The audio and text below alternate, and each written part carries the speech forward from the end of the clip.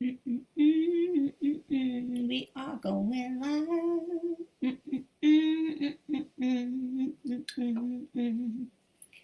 Shazam! We're going live. It's Friday.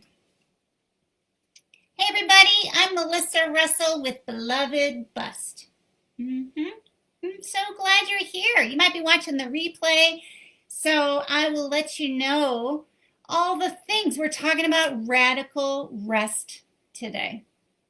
I'm going to wait just a minute or two as we get in here. Radical rest. There's this idea that the more we do, the longer the list of things to do that we check off, the better the person we are, right? The better wife, the better mother, room mother, neighbor, daughter, all the things, right? Checking off the boxes on the list of things to do. I would like to say no to that and let us look at the concept of radical rest. We talk about it a lot in the sense of healing, giving yourself the space to heal, to process your experience of pain or of just the disconnect, all of the things. So we're talking about radical rest. Hey, welcome, welcome. Feel free to write a comment or ask any questions or say hi. So we're talking about radical rest. I'm going to pull up my little cards here. And then you go, like, why do we work so hard all the time? And then when we're done, we even feel maybe a little bad that we didn't do more. And so add that on top of recovery, and that is going to add to all of these, I don't feel good about myself. Like, oh, I should be able to do more and more and more, and that extra errand and all the things, right? Women have this thing where we're in charge of so much that does not get acknowledged. All the emotional labor of the house, the planning of how things are going to go down. I have to figure out when the dog goes to the groomer and pick her up, like all the things. You just it kind of goes on our plate. And just so you know, we can actually take things off our plate, take things off your list of things to do. And there's no shame in that. In fact, we get to rest and incorporate that into who we are, like the queens we are. So I am rooting for you to slow down and take care of yourself. And it doesn't have to be just when you're recovering or just after surgery, right? This is a way of life, right? We get to do, be, feel, and create what we want. And then when we hit those blocks or have things that get in the way, we can do the one thing and take it apart and look at the steps that we can use to get there, right? Like we talked about last week. But today we're talking about radical rest. I'm excited apparently about radical rest because I got to tell you, this shifted my world to actually get on a schedule of being able to be with myself and sitting and not doing. Like, let go of the doing.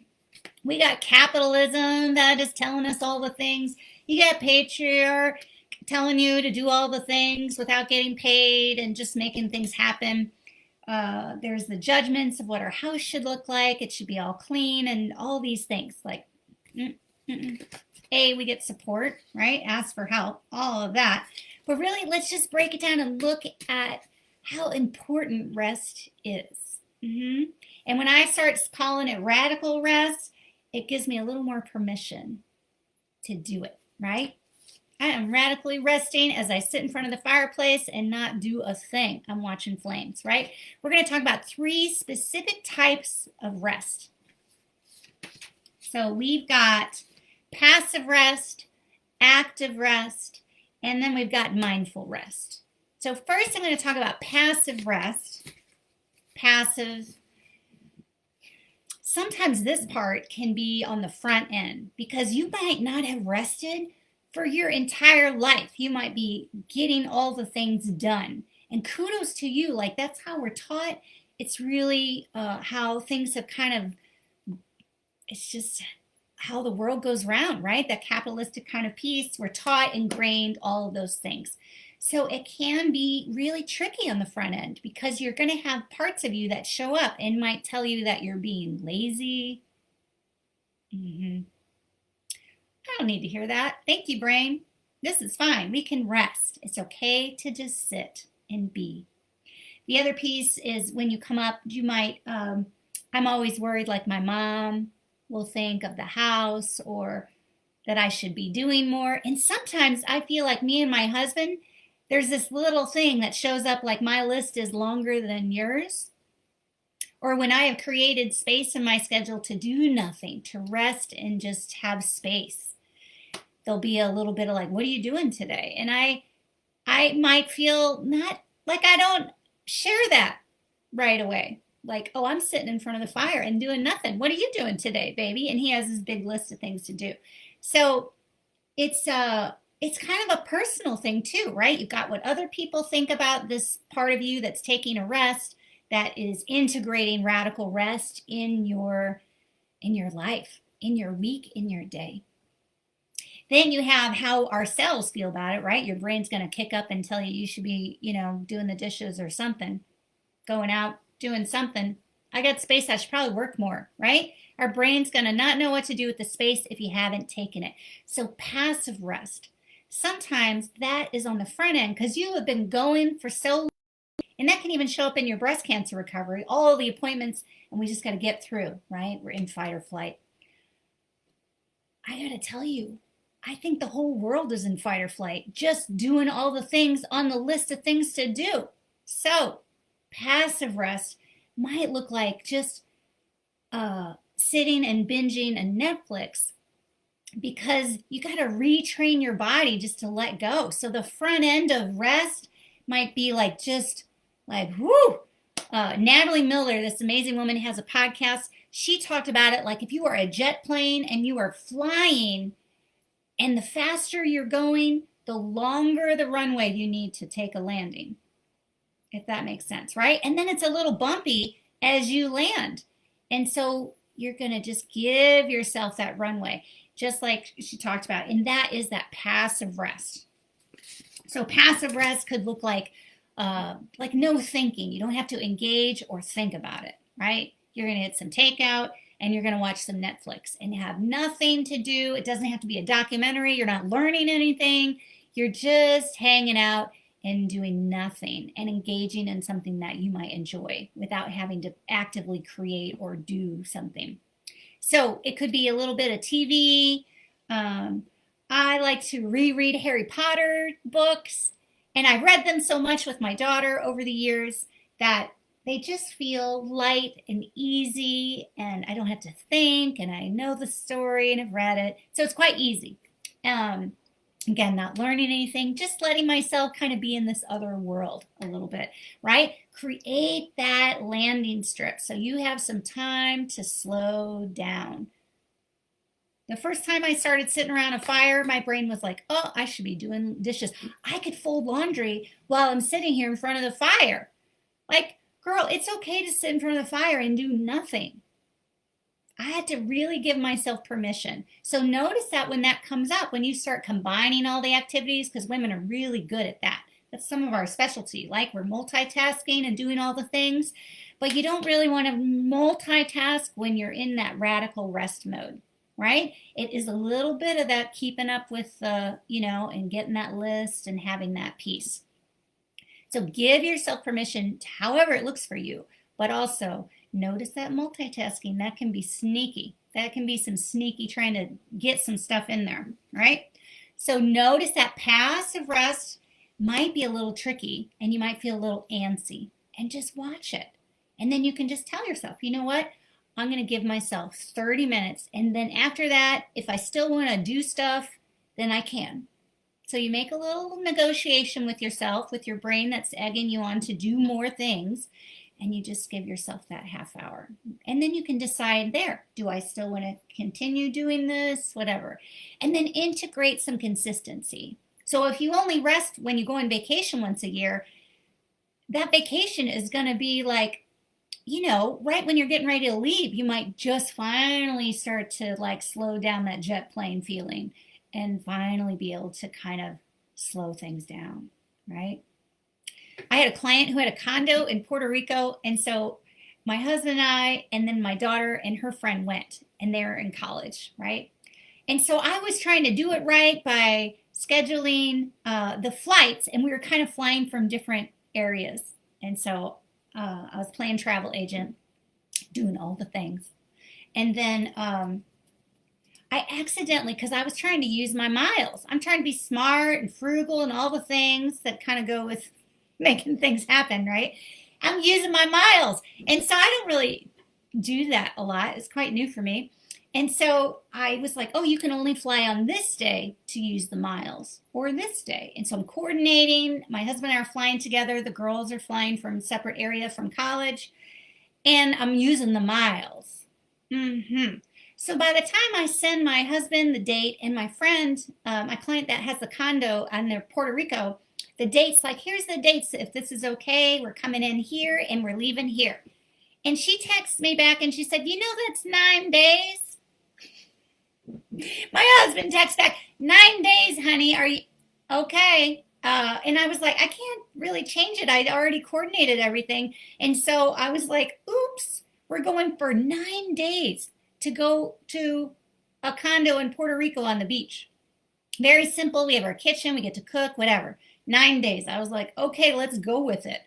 And so I brought a lot of books, right? I've got all the plan. We brought a guitar. We're just going to have this great vacation. So I made a deal with myself when I got there. I was like, I'm going to sit and read on the beach here until I feel like doing something. And I just was like, I'm just doing that. The girls had their thing. They had a buddy. They were walking up and down the beach, swimming, whatever. I was like, I'm not moving from this chair until I feel like it. 7 days I sat in that chair on the beach. 7 days, man, that runway, I needed that runway to land. And on that 7th day, I was like, isn't there a jungle or something here? Like, maybe we should go to San Juan and see that castle. 7 days. I needed some rest. I'd never done that before. And just went through 3 books. And when that 7th day came, I felt so good. It just was like, there I am. And I hadn't been around her in a really long time. 7 days, right? So then we had those 3 days at 7, 8, and 9 to, do a couple things. And it was really, really fun. And I was present. We went rappelling in the jungle. We did some of the rope swing. And I was, laughing and joyful and not managing all these things. Everything was a little bit softer. And I got that rest, right? So that first one is passive rest. And you might make a deal with yourself. I'm going to sit here for a half hour and then I can do something else if I want to. Just check it out, right? Then add the consistency. What if once a week you give yourself real-time spaces in your schedule where there's no one around, you got nothing to do, whether that, you might have to go somewhere else, like we'll figure it out. Let me know if you're having trouble finding those little spots in your schedule to actually rest and shut it down, right?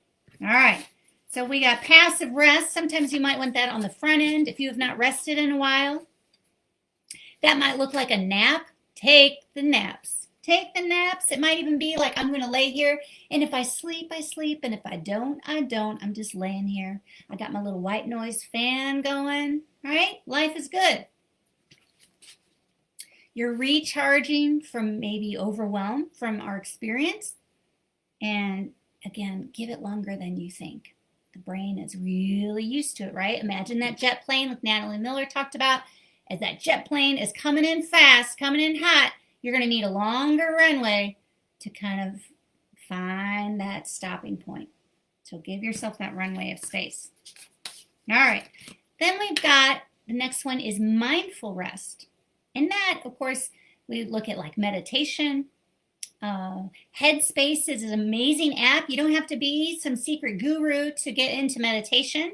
It can, Headspace is an app that's really, really great. And there's lots of different ones, or maybe a YouTube video or something. If you Google it, you can find, and they just talk you through it, right? So if you have an app that is for meditation, again, I like Headspace.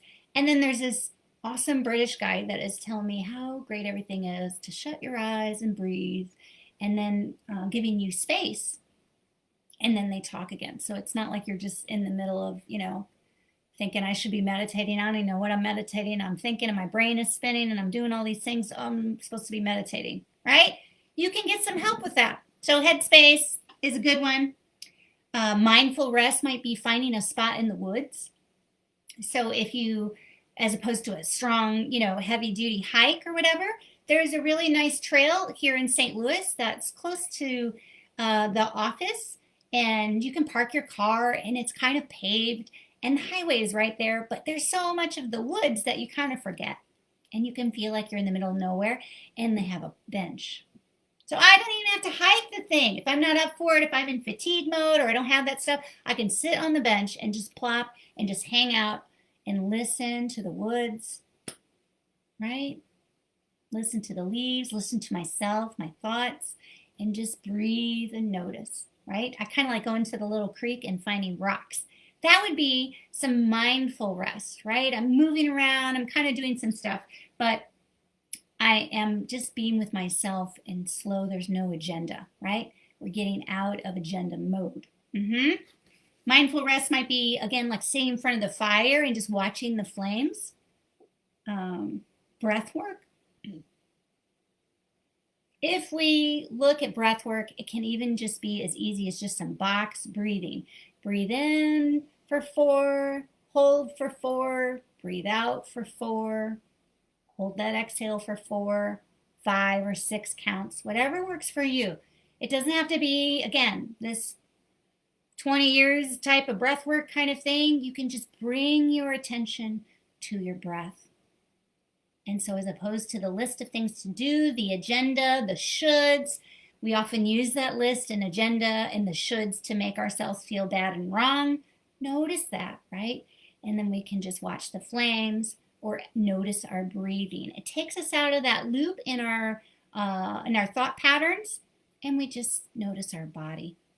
Some of the myofascial stretch method classes that I teach and a little bit of techniques with those, with your noodle, whatever. Again, you're noticing your body. You're taking your brain out of that agenda loop and feeling, softening, and taking yourself off of that list of things to do, right? We just have these moments. It doesn't have to be the 7-day vacation, right? Or 9-day vacation, whatever. Add these little bits of rest throughout your week and schedule them out. I create space. Say, for example, Fridays. I do Facebook Live. I might do my blog. I work on the business and the admin. And then I also create space where I have 2 hours I can do whatever I want. My husband's at work. I've got the house. I can do whatever I want. So that might look like the fire kind of rest.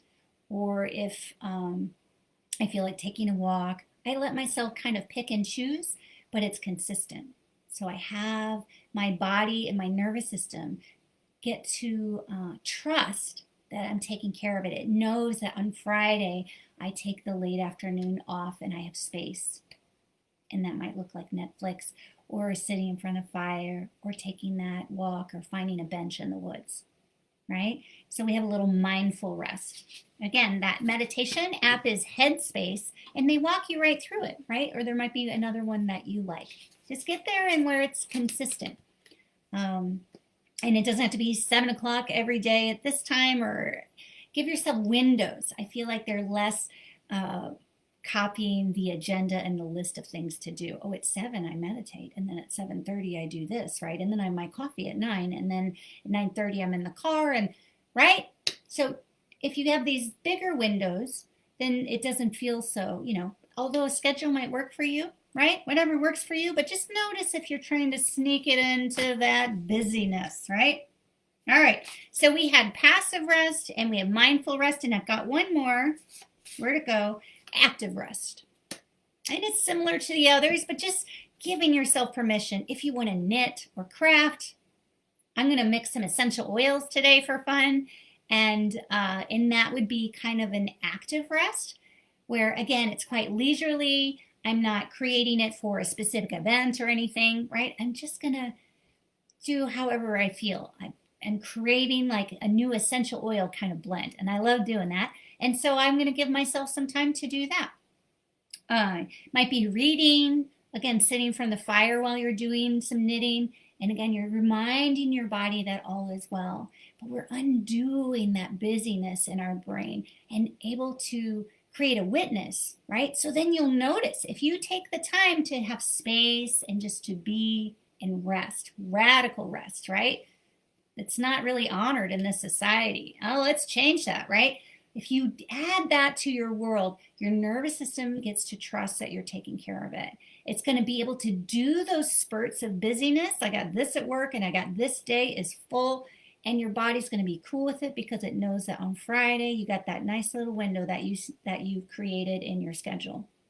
Sunday mornings, whatever, claim some space, take up some space and territory in your schedule, in your being, and how you want to move throughout your week and move throughout your day. Healing is continuous and always happening.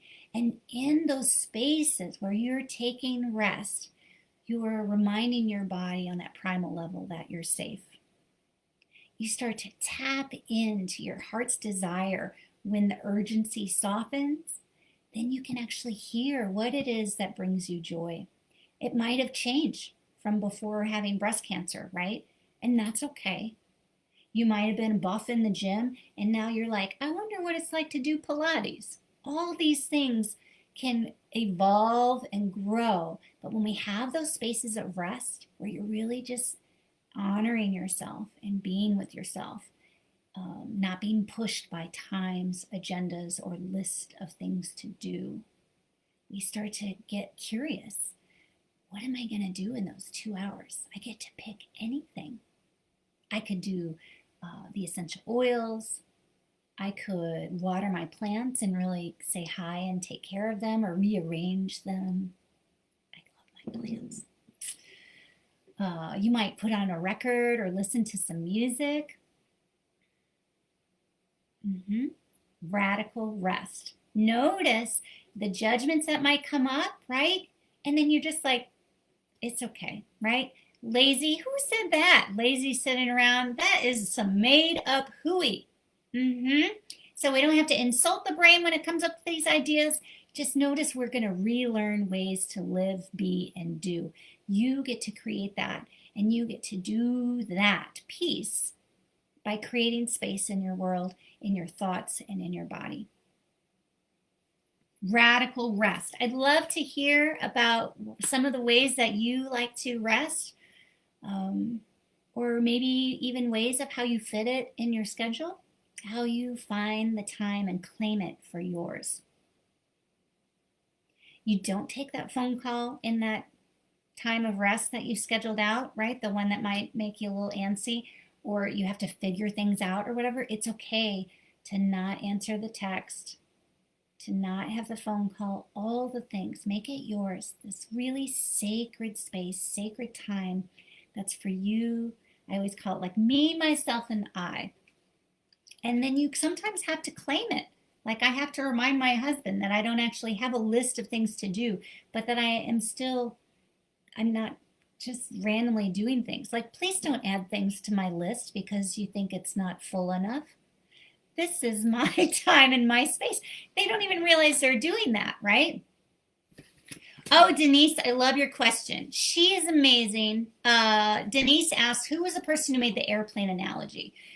I am going to give 2 resources. I think it's Natalie Miller. She has an amazing podcast called, and I'll put the link here for you, Denise.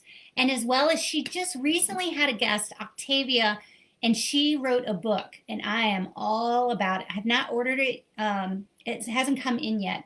And Natalie Miller is amazing, and I love her podcast. And she has this kind of witch mastery kind of thing. She calls it spells, in a sense of us looking at ourselves and noticing what our brain is doing and adding a little something to undo the patterns. It's so lovely. I just shared it with my daughter and she was like, oh, I love this.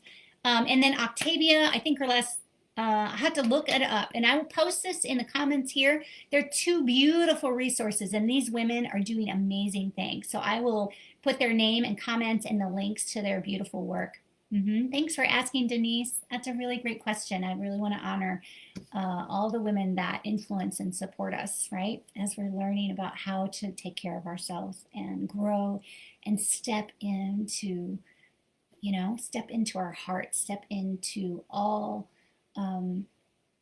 I just noticed my brain, how it wants to use words like potential and all of these things. And still, that is like the list of achievements or things to do, So it's a really, really deep woven teaching that is kind of that we get to undo. Gail says she asked, mentioned essential oils. You have a list of unsafe, estrogen positive.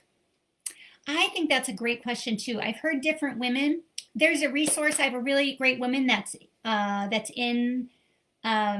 recovering from breast cancer that would have some of that very grounded specific, as opposed to like I know. I've heard that lavender is estrogen positive, which I love lavender, right?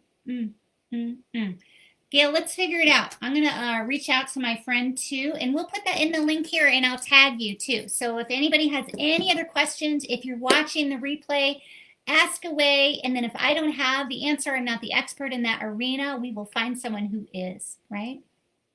It's so great. I hope you all have a beautiful, beautiful Friday.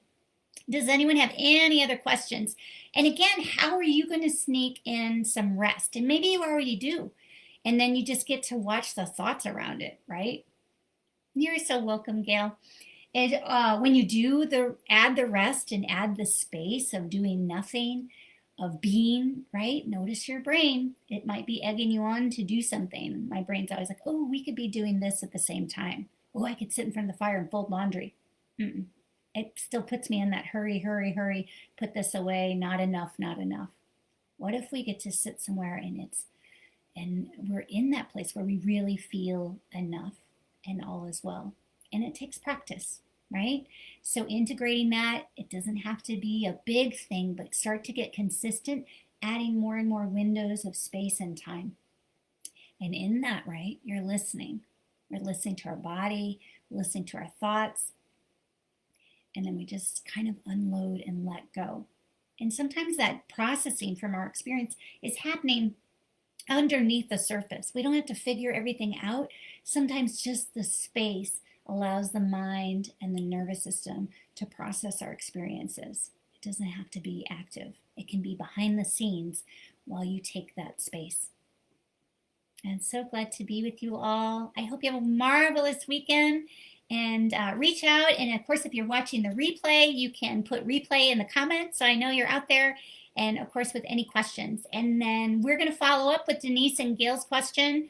This woman that I mentioned with the airplane analogy, her podcast with Octavian, I'll put the link to that, as well as tag one of my friends that is more, is going to have some of that information about the essential oils for us, because that's important. And I love my oils. Me too, Gail. Have a really amazing day, and I'll talk to you soon. Reach out in between if you want. I'm Melissa, and you guys have a great weekend. Talk to you soon.